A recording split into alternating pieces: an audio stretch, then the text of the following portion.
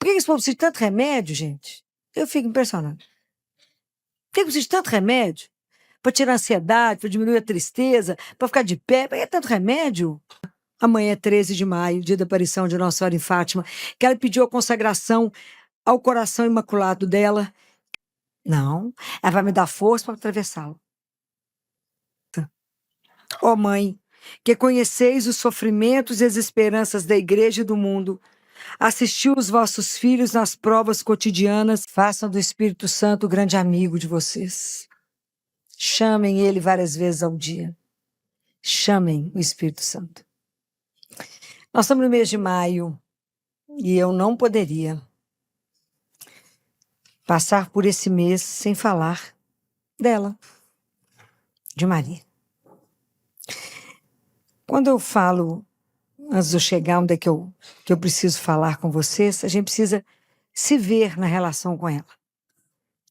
Porque às vezes a nossa relação com Nossa Senhora é uma relação distante. Porque afinal de contas, ela é toda poderosa, ela é assunta ao céu, ela é imaculada. Fala, nó, fico longe. É muito distante de mim. Às vezes eu entendo que e vejo ela como a primeira discípula de Jesus. Então eu posso vê-la como minha mestra, porque ela sabe o caminho. Mas às vezes eu vejo Nossa Senhora e reduzo a ela como uma santinha que me concede graças a baixo custo.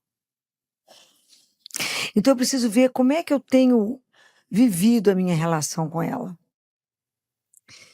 Primeira coisa que eu gostaria de lembrar, que nós todos somos filhos dela. E nós somos filhos gerados no momento da dor. Quando nós recebemos ela como mãe? Aos pés da cruz. Quando Jesus teve que conseguir mais um fôlego, mais uma força, você imagina, ele estava pendurado numa cruz. E ele respira para falar, eis a tua mãe. E está escrito no Evangelho de João que a partir daquele momento, João recebeu ela na sua casa. Vocês acham que a casa que a gente precisa receber Maria, que João recebeu, foi só uma casa física? Então hoje o que Jesus deseja, nos deixando ela como mãe, é que a gente saiba acolher Maria no nosso coração. Porque com ela nós teremos um caminho seguro para voltar para casa. Então, pensem nisso. Se eu acolho Nossa Senhora de verdade como minha mãe, como minha mestra, como aquela que já fez o caminho e por isso ela pode me ensinar. Nós sabemos que ela, como mãe, ela é uma poderosa intercessora. Se vocês têm hábito, ou não sei se têm hábito de rezar a ladainha de Nossa Senhora, tem hábito? Já leram rezar? Alguns. Na ladainha de Nossa Senhora tem um título. Cada título tem uma explicação, ok? Nada é à toa, ok? Nada é à toa. Mas tem um título que chama Auxílio dos Cristãos. Quem acrescentou esse título foram os papas. Porque se vocês estudarem e verem por que tem Auxílio dos Cristãos, está explicando sobre esse título, Nossa Senhora venceu 5 grandes guerras, batalhas, através de qual espada? O que ela usou de arma? O que foi usado? O rosário. Então, as guerras foram vencidas à medida que os papas estavam rezando o rosário. Quando Napoleão Bonaparte tirou o Papa de Roma, como é que o Papa voltou para Roma? Pelo rosário. Então, a maior arma que nos foi entregue é o rosário, que nós não usamos. Mas foi uma maior arma. Se vocês tiverem como estudar, tem livro que explica só a ladainha. E explica todas as guerras. Da guerra mais tirânica que existiu contra um turco tirano demais, cruel demais. Como é que foi vencida? do outro que estava pegando o pé, pegando o pescoço, pisando literalmente no pescoço dos cristãos. Como é que ela venceu tudo isso? Rezando o rosário. Nós desconhecemos a arma que a mãe nos deu. Então, ela, como mãe, ela tem o poder de intercessão desde sempre. Quando Tiago, apóstolo, depois que Jesus tinha morrido, antes, ainda, Jesus já tinha morrido, já tinha ressuscitado, já tinha voltado aos céus. E São Tiago, né, Tiago de Compostela, estava sozinho, trabalhando, fazendo, né, evangelizando, ele estava ficando desanimado. Quando Nossa Senhora faz a bilocação e vai lá e fala: Tiago, coragem, tem que continuar o caminho. Então, Nossa Senhora, da mesma forma como estava atenta aos discípulos e às orações, ela está atenta a cada um de nós, vocês não tenham dúvida disso. Ela é mãe. Já viu mãe perder alguma coisa? Perde nada. O olhar dela é impressionante. Ok? Então, o poder de Nossa Senhora conosco, hoje quando eu trago isso, eu trago para que a gente possa rever a nossa relação com ela. De como que eu vejo, aonde eu estou nisso que eu falei. Se ela é tão distante de mim, porque ela é imaculada e santa, se ela é minha mestra, ou se ela é aquela que eu reduzo como uma santinha só para conseguir graças. Eu gostaria que vocês descobrissem ela como a grande discípula, a primeira discípula, por isso a nossa mestra. A Bíblia revela muito pouco o que Nossa Senhora disse, não é? Muito pouco. Porque ela não precisou de falar muito. Vocês têm curiosidade, sabem quantas vezes Nossa Senhora falou na Sagrada Escritura? Está descrito. Quantas vezes está descrito que as palavras saem da boquinha dela? 7 vezes. 5 vezes pelo Evangelho de Lucas e 2 em João. Então nós vamos ver isto. As palavras que ela falou, porque São Lucas descreve Nossa Senhora como a discípula perfeita.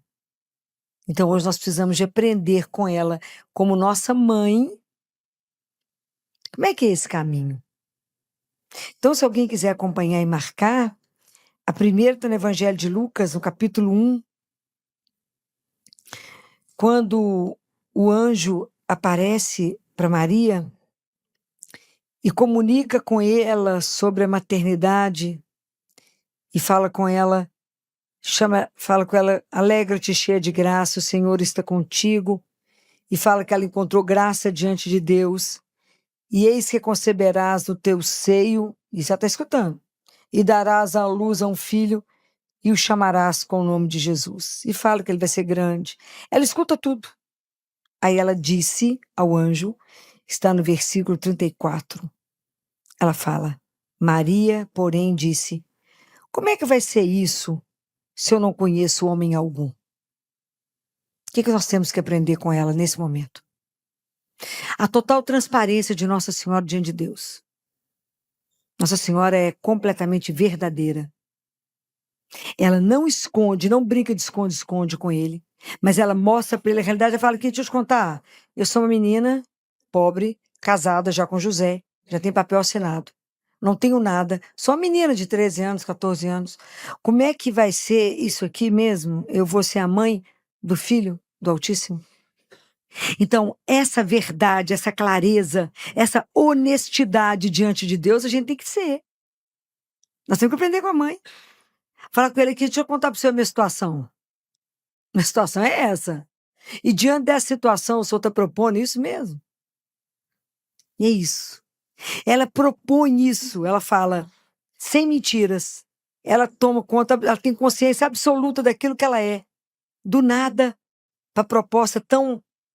Imagina o que é uma menina de 14 anos. Imagina para ela que já sabia daqui, já existia a promessa da vinda do Messias. Todo mundo sabia, todo judeu esperava a vinda do Messias. E de repente fala, é você mesmo. Eu? Eu? Vai vir através de você. Imagina toda aquela promessa ver sendo realizada através dela. Então, a gente aprender que diante de Deus, diante de uma situação que nos é apresentada, a gente tem que ter completa honestidade e clareza e mostrar para ele qual é a nossa situação. Falar, é essa situação. A segunda palavra, Maria escutou, o anjo falou, não precisa ter medo, o Espírito Santo virá sobre ti. Então, no versículo 38, Nossa Senhora fala de novo. Depois que ela escuta tudo, ela fala, eu sou a serva do Senhor, faça-se em mim, segundo a tua palavra. Ou coisinha fácil, né? Essa parte é bem simples, né? Essa é a segunda palavra, quando ela se coloca completamente à disposição de Deus e fala, eis-me aqui, eu sou a sua serva. Quando a gente aprende a ter uma relação com o Senhor e aprende a ter uma vida de oração, a consequência da nossa vida de oração é estar à disposição do Senhor. Porque estabelece uma relação de confiança, no sentido de que eu entendo que a vontade dele é superior à minha. Nesse momento, Maria entende que a vida dela está muito além do que ela sonhou, que era casar com José e ter a vida normal. A vida dela estava a serviço de algo muito maior que ela nem conseguiu ousar pensar. Isso é para nós. Se a gente aprender a colocar a nossa vida diante de Deus, nós podemos entender que a nossa vida está diante de um projeto de Deus que é muito além do que a gente conseguiu pensar. No plano de salvação, que a gente não consegue compreender a beleza dele, e um dia vamos entender quando estivermos diante dele, na hora da nossa morte, quando as pessoas não forem nem comunicar que nós morremos, e que alguém fala, morreu, nós já estamos diante dele. Pode guardar isso que eu estou falando com vocês, que isso é real. Nosso julgamento é antes do povo chorar nossa ausência, nós já estamos lá. E aí nós vamos entender qual era de verdade. Era para ter feito o quê com a nossa vida? Então, o que nós aprendemos aqui? Que eu não posso fechar a minha vida no meu ateliê. E falar, eu quero isso, isso, isso, e vou fazer isso, isso e isso. Quando eu entendo para que eu fui criada, a dimensão que Deus me criou, eu me coloco à disposição dele e falo que a minha vida esteja a serviço de algo muito maior do que eu posso ter imaginado. Vocês têm coragem de fazer isso? Fala mais ou menos. E o medo que a gente tem de não sei o que ele vai fazer, para onde que ele vai me levar, como é que ele pode virar a minha vida do avesso. Nossa Senhora correu o resto da vida. Imagina o coitado do José. Se vocês estudarem São José, que é uma coisa apaixonante, São José, ele pequenininho, São José, morou na casa onde Davi, que era filho de Jessé, morou. Então Jessé com os filhos moraram numa casa onde depois São José morou. E São José tinha outros irmãos. E São José, desde pequenininho, era um menino de muita oração. Desde pequenininho.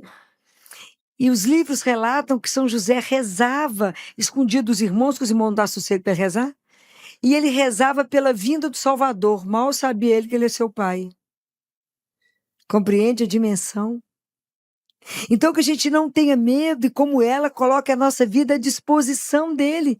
Falei, Filó, mas ele pediu só para me acender o fósforo. Então, segura bem o fósforo, está tudo certo. Mas que a nossa vida esteja à disposição de algo muito maior. Porque às vezes a gente fecha e reduz o projeto de Deus. Não reduza. Está escrito assim, o que será que Deus é capaz de fazer por alguém que se entrega para ele? Completamente. Não coloca nenhuma reserva e fala, faça. Pode ser algo escandaloso. Então, aprender a dizer para ele, eis-me aqui. Um dia nós vamos aprender. Um dia nós vamos aprender que rezar é igual estar diante da sarça ardente. Porque quando a gente ajoelha ali diante dele, é Deus vivo, ok? Como é que foi essa primeira cena? Onde que nós vimos isso? Moisés, lembra? Quando Moisés se perde e sobe no monte, lá, e que Deus aparece, né? Quando ele vê a sarça ardente, ele fala, tira o sapato, Moisés, tira a sandália, porque o solo é sagrado. E ele fala, Moisés responde, eis-me aqui. Jeremias, quando Deus chama, responde, eis-me aqui. Isaías, quando vê a glória do Senhor, ele fala, quem irá por mim? Quem irá falar? Moisés fala, Isaías fala, eis-me aqui. Isso é extraordinário, gente. E dica a gente aprender, e quando ele fala para Jeremias, eu vou fazer desse povo o meu povo, eu serei o Deus dele, e eles serão o meu povo. E quando eles clamarem por mim, eu responderei, eis-me aqui. Você é de morrer de chorar. Eis-me aqui. Então, da mesma forma, a gente vai aprender que rezar é se colocar diante dele e falar, eis-me aqui. Eis-me aqui, a seu dispor. Como ela se colocou, a serva do Senhor. Então, essa foi a segunda vez que Nossa Senhora falou. A terceira vez que Nossa Senhora falou, continua em Lucas. Quando ela chega na casa de Isabel. E que Isabel fala com ela, né? De onde me vem a graça da mãe do meu Senhor me visitar? O que Maria fala? O que ela faz? Ela canta magnífica. Por que ela canta? Porque ela está enamorada. Imagina, ela estava repleta do Espírito Santo. Imagina tudo que eles sonharam. A promessa estava para se cumprir. E se cumprir nela. Então Maria canta, a alma dela, né, estava exultando em Deus. Presta atenção, quando é que nós vamos cantar para Deus? Quando é que eu posso ter meu espírito que vai exultar em Deus? Quando eu viver uma experiência de um eu com tu. Maria viveu a experiência dela. Maria conhecia toda a Escritura. E naquele momento ela vivia uma experiência única, ela e ele. Quando é que vocês vão poder cantar? O Senhor fez em mim maravilhas. Na minha miséria, ele olhou para a pequenez de mim. Eu sou nada, miserável. E ele fez em mim maravilhas. Quando é que vocês vão conseguir cantar? O dia que vocês experimentarem o que é viver uma experiência com Deus vivo, que eu vi falando com vocês. Vocês entenderem que é um Deus que você pega. Que está com você no olho do furacão. Que chora com você, que anda com você, que corre com você, que participa da sua história. Já falei com vocês. Para que o projeto de Deus acontecesse, ele precisou de uma vida concreta. Ele pegou a história de Maria, uma menina simples, prometida a José. E nisso ele fez com que a história da salvação acontecesse. Ele precisa da sua história, da sua vida, para que o agir de Deus continue agindo no mundo, acontecendo no mundo. Compreende? Deus não faz... Já falei mais de uma vez para vocês, vida espiritual não é um chapéu que sobrevoa a sua cabeça.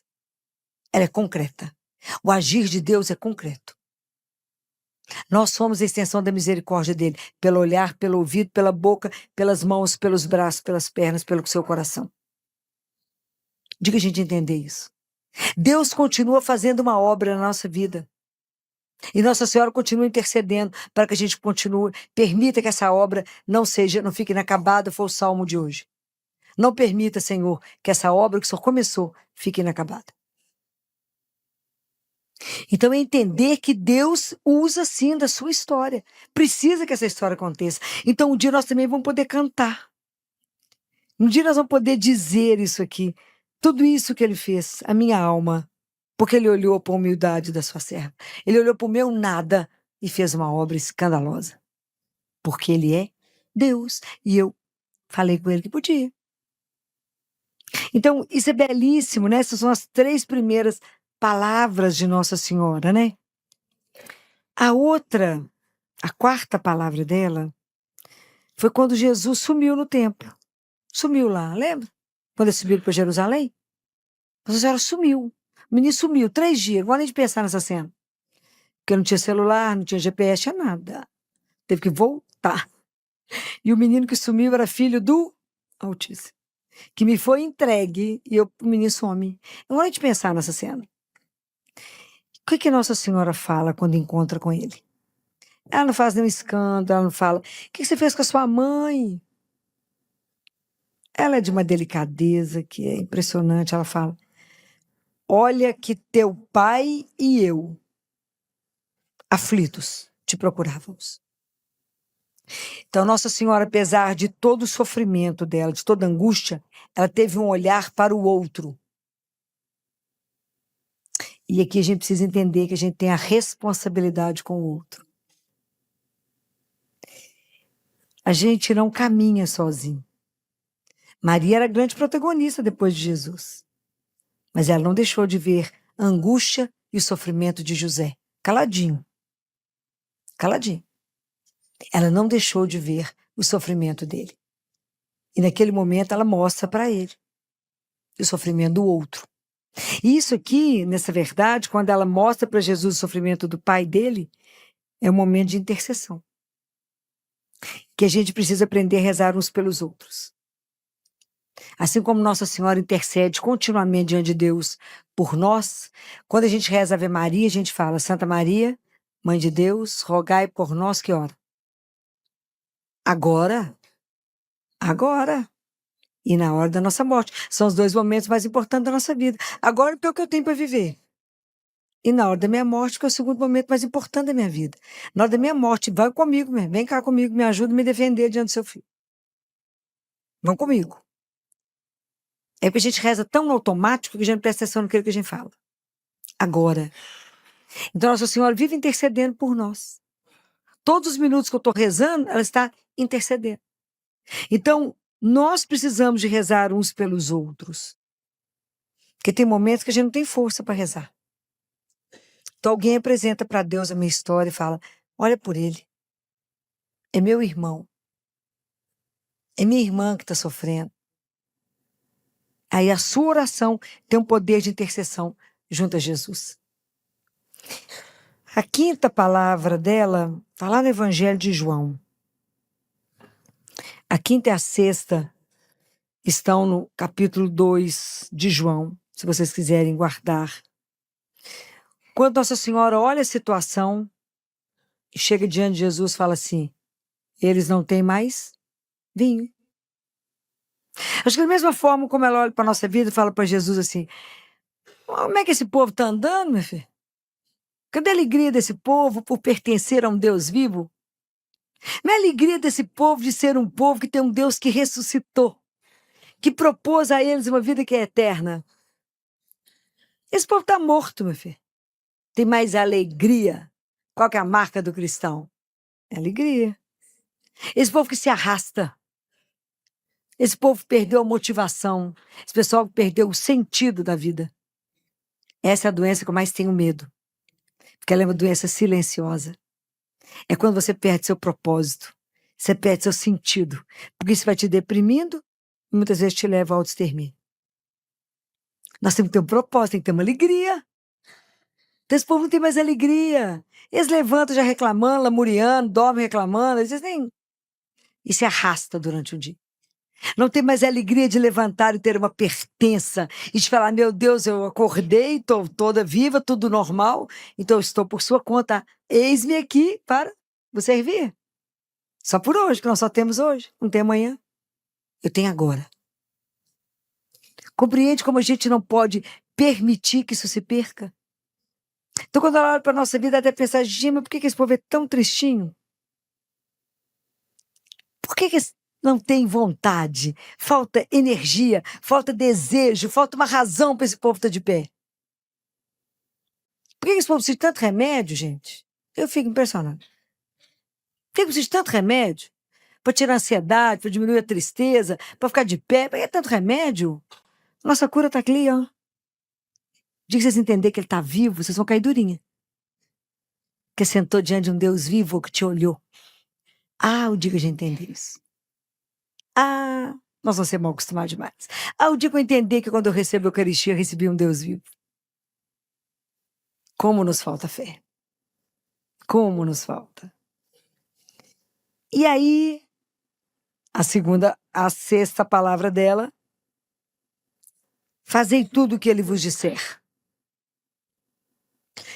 Quem não escuta, não obedece. Como é que eu vou falar? Como é que eu vou fazer tudo o que ele me disse se eu não? Para me escutar, eu tenho que ter silêncio. Eu tenho que ter tempo de oração.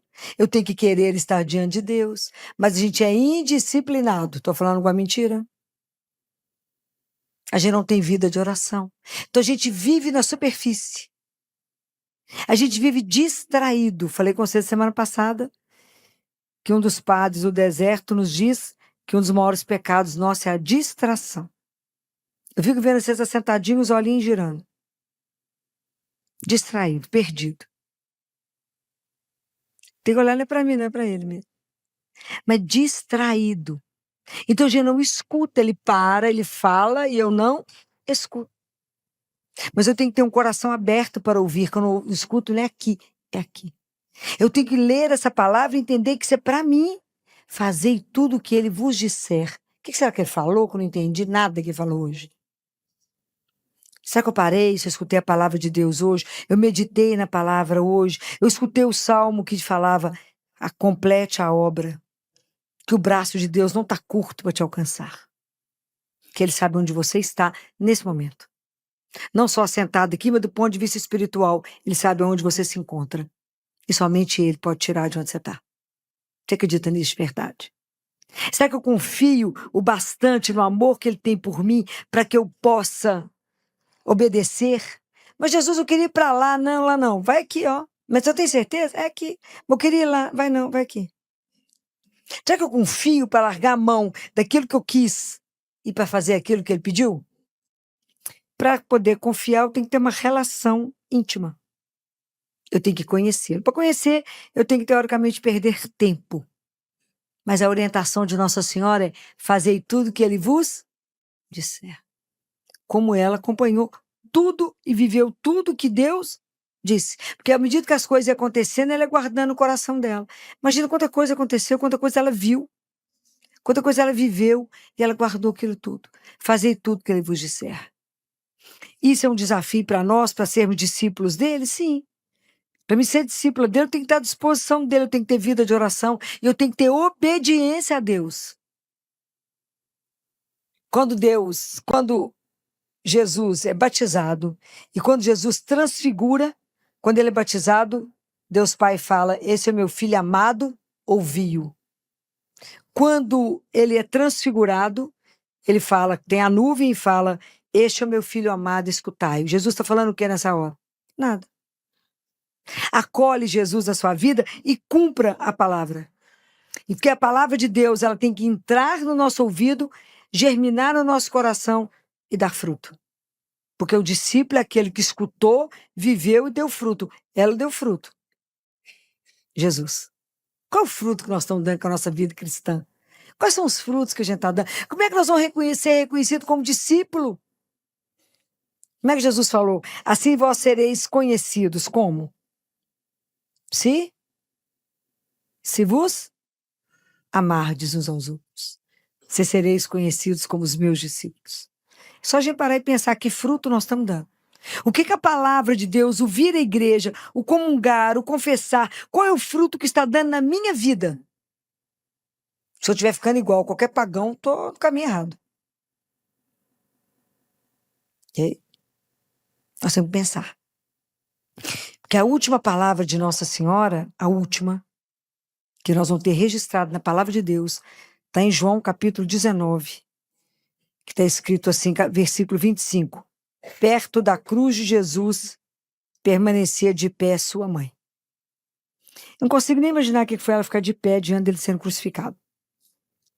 Depois de pé, vendo o sofrimento dele, na impotência de fazer alguma coisa. Quando eu vejo essa frase, que Nossa Senhora permaneceu de pé diante do sofrimento de Jesus, é uma certeza que eu tenho que quando eu estiver na cruz, quando for o meu momento do meu sofrimento, quem vai estar do meu lado, de pé? Ela? Para poder evitar, tirar o meu sofrimento? É? É isso que ela vai fazer? Não. Ela vai me dar força para atravessá-lo. Guarda isso. Então, a garantia do meu sofrimento é que eu tenho a presença de uma mãe. Que vai falar: coragem, meu filho, vamos junto. Essa certeza eu tenho, porque ela ficou de pé. Diz Zacarias que ela estava na elegância, vestindo as vestes da salvação. Então, que no momento do meu sofrimento, eu também consiga estar de pé. Na certeza de que eu sou sustentado por uma mãe. Que não fugiu da dor, que esteve de pé diante da dor. E que ela vai interceder por nós e vai nos ajudar a passar. Essa certeza eu tenho. A arma nós temos na mão. É o rosário. Então, essas 7 palavras formam a nossa personalidade de discípulo. Porque ela foi a discípula perfeita dele. Se ela é minha mãe, e se a gente vai acolhê-la na nossa casa, ela vai nos ensinar a fazer esses passos. Qual é a queixa de Nossa Senhora conosco como mãe? Está nesse livro. Quem tem esse livro em casa? Aos sacerdotes, os filhos prediletos de Maria. Vocês leem esse livro? Então, uma das aparições de Nossa Senhora foi no Japão. Já ouviram falar nessa aparição em Akita? Era uma imagem de madeira maciça que chorou mais de 100 vezes. Chorou na frente de todo mundo. Foi uma das aparições que foi mais rapidamente assumida pelo Vaticano. Porque ela chorou na frente de todo mundo e era uma imagem maciça de madeira. Então, ela fala, por que uma mãe chora? Ela fala aqui, ó. Por que uma mãe chora? Ela fala que ela nunca multiplicou tantas aparições dela. E ela mandou o quê em cada aparição? O que Nossa Senhora mandou a gente fazer? Rezar o terço, fazer jejum, fazer penitência, ser fiel a Deus, volte a Deus. Mas nenhum profeta é bem-vindo, né? Toda vez que o profeta fala a verdade, eles mataram os profetas todos, né? Nossa Senhora, como Senhora do Apocalipse, quando ela vem e fala para nós a realidade, fala, vocês são meus filhos, vocês estão saindo do caminho.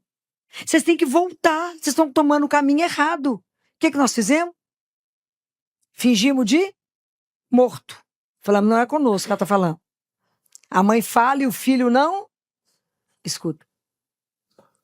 Então ela fala, por que eu choro? E aqui ela está falando aqui, ó, estou aos pés da cruz de cada filho meu, né? Então ela fala, choro porque a humanidade não acolhe meu convite à conversão e ao seu retorno ao Senhor. Sabe o que me preocupa? É que a gente não leva a nossa vida espiritual a sério. A nossa vida espiritual parece que é uma tralha que eu carrego entre tudo mais que eu carrego. Ou como uma lâmpada suja da mágica, que na hora do aperto eu esfrego e falo, faz isso para mim? Isso não é vida espiritual, não. Nós temos que acordar. Então ela fala o quanto que ele continua sendo renegado, ultrajado, blasfemado, o quanto que a sua mãe, ela fala, vossa mãe celeste, é publicamente vilipendiada e escarnecida. Os meus apelos extraordinários não são acolhidos, os sinais que dou da minha imensa dor não são acreditados e o vosso próximo não é amado. Foi tudo que eu falei aqui? Então ela fala, o homem torna-se cada vez mais corrupto, ímpio, mau e cruel. Tua mãe chora. Choro porque as almas dos meus filhos se perdem em grande número e vão para o inferno. Porque ele é real. Choro porque são poucos os que acolhem o meu convite para rezar, para reparar, para sofrer e para oferecer. Choro porque vos falei e não fui ouvida. Dei sinais milagrosos e não acreditaram em mim. Eu choro. Porque eu estou vendo meus filhos se perderem. Vocês tomaram o caminho errado. Vocês não acreditam que a vida é real, espiritual e que tem um paraíso que nos aguarda. A gente não tem dimensão do que significa essa vida eterna. A gente não tem dimensão da beleza de tudo que nos aguarda. Nós estamos andando pelo mundo distraído com o mundo.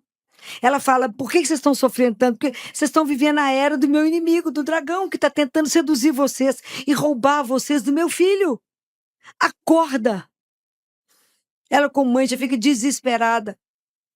Então fala, acorda. Eu não tenho mais aonde assinar, não tenho mais aonde explicar para vocês. Acorda. Quantos de vocês aqui, fazem a devoção do primeiro sábado que ela pediu em Fátima? Amanhã é 13 de maio, dia da aparição de Nossa Senhora em Fátima, que ela pediu a consagração ao coração imaculado dela, que a gente rezasse nos primeiros sábados do mês. Quem é que faz isso? Então, além de mim, 4 pessoas. É de chorar.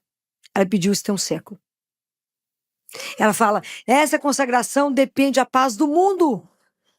Simples, gente. A gente reza o terço, medita uma das dores dela, lê um dos trechos aqui e faz a oração de consagração. É só isso.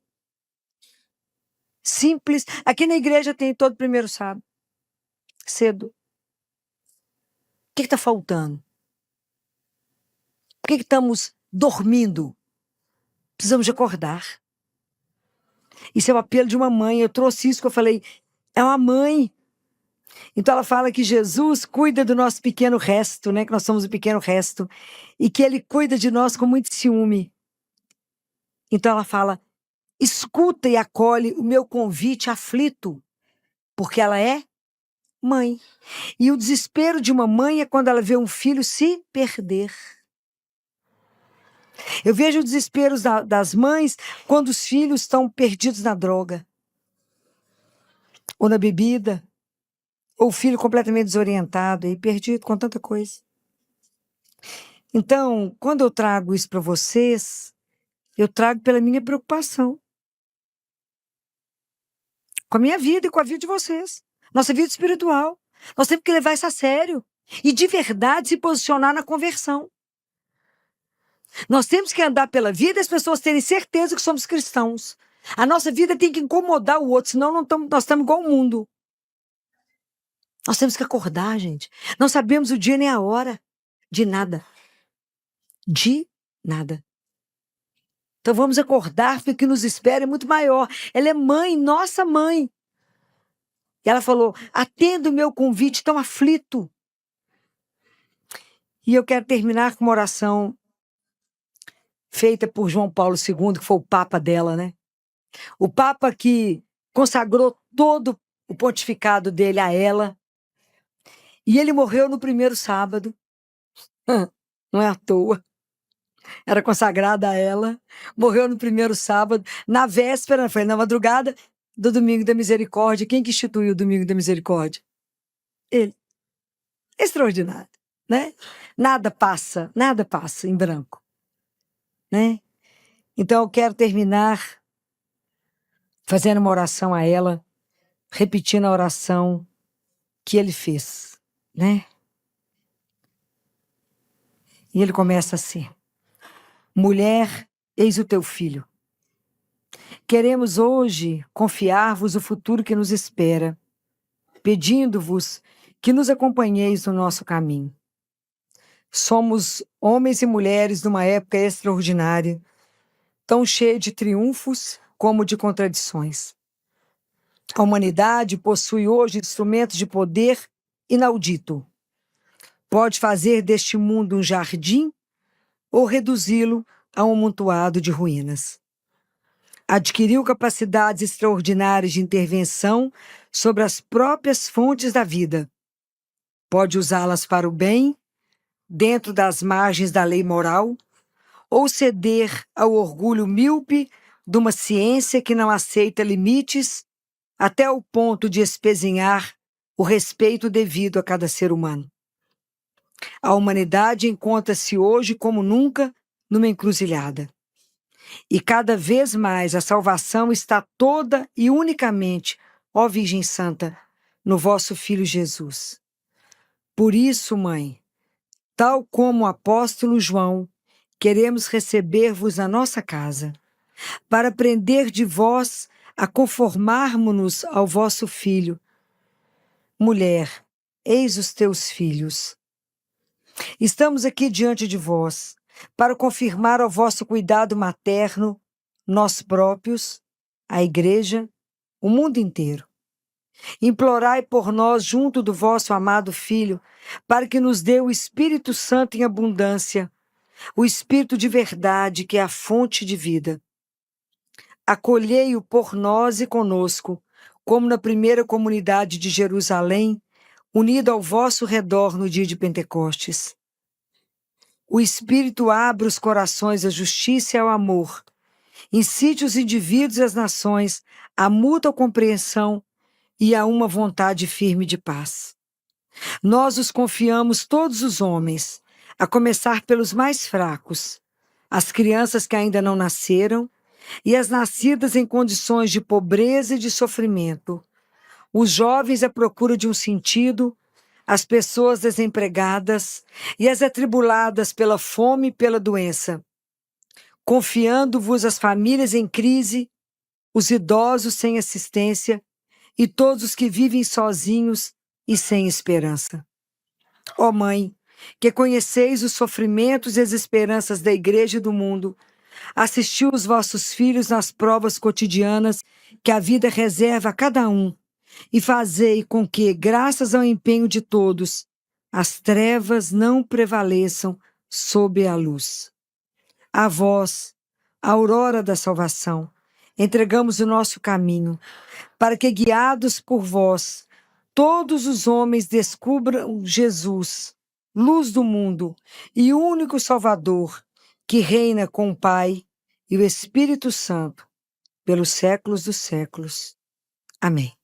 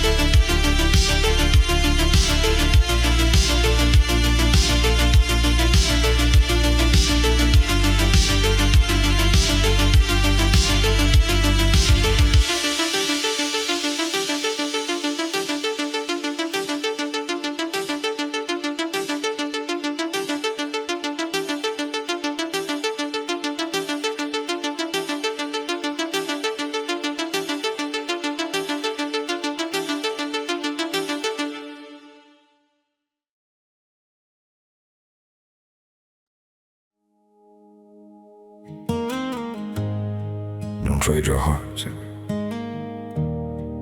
just to fill the silence. And don't let one wrong love make you fear forever.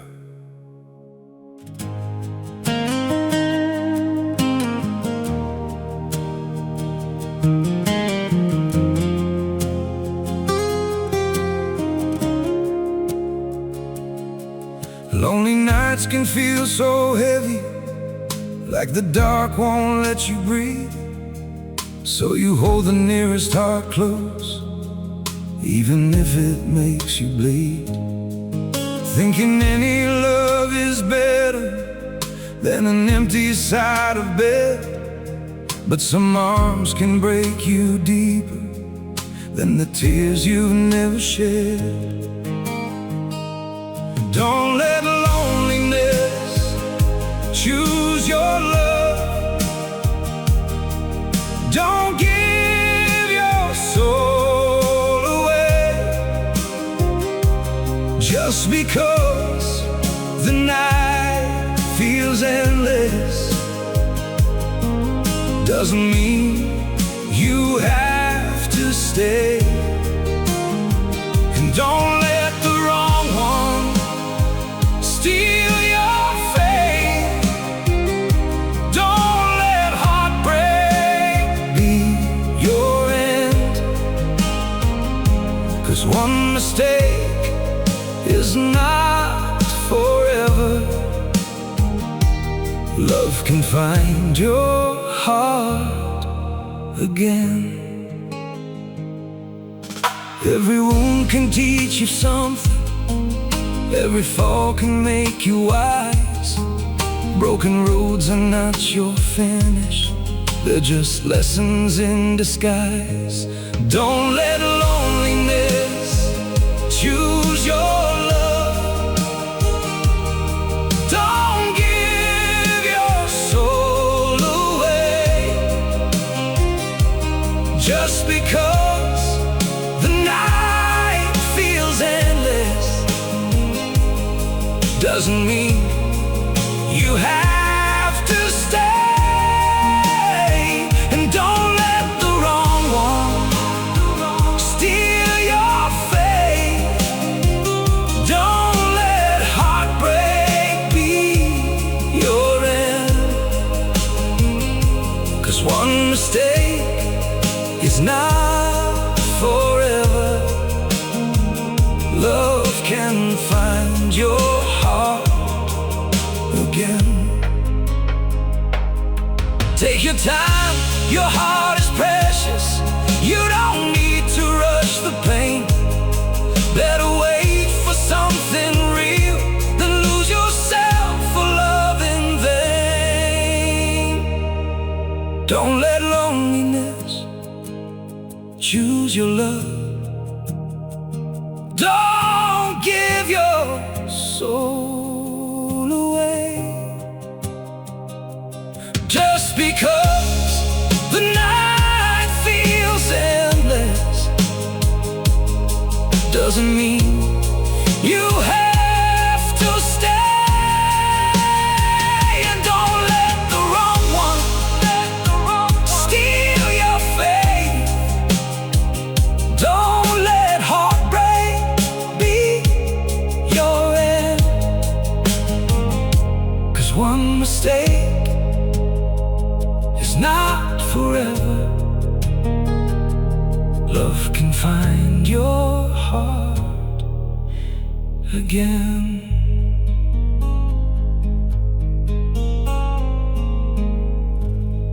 Don't trade your heart